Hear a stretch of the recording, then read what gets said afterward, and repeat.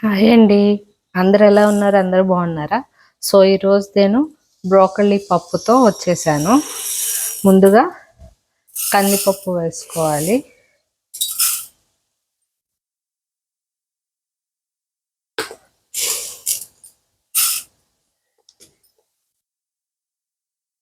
అది 2-3 times wash చేసి పెట్టుకున్న తర్వాత ముందుగానే కట్ చేసి ఉడకబెట్టుకున్న బ్రోకలీని వేసుకోవాలి.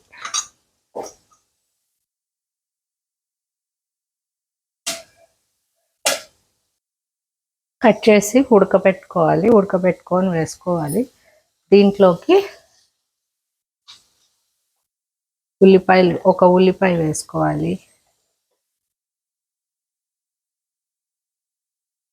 ఒక టమాటా, టేస్ట్కి తగ్గట్టు పచ్చిమిరకాయలు, ఇంకా మామూలు కారం అయితే వేయకూడదు, కొంచెం చింతపండు, వాటర్ వేసుకోవాలి, కొంచెం పసుపు.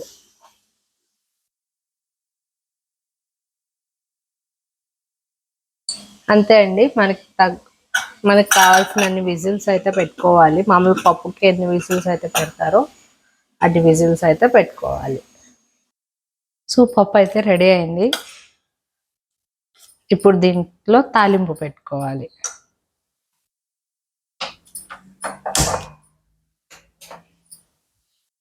ఆయిల్ పోసుకొని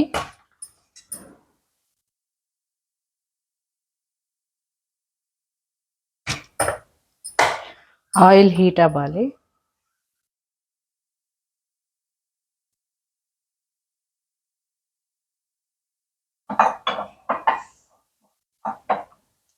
ఆయిల్ హీట్ అయ్యాక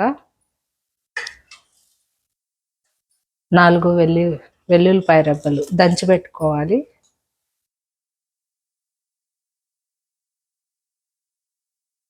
అది కొంచెం హీట్ అయ్యాక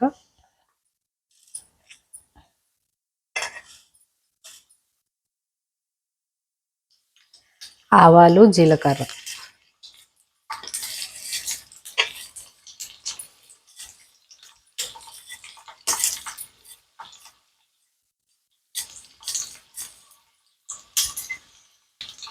తర్వాత కరివేపాకు,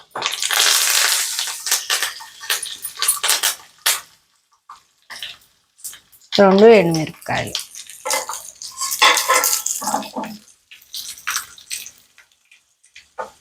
స్టవ్ ఆఫ్ చేసుకొని ఇప్పుడు ఈ పప్పులోకి వేసుకో.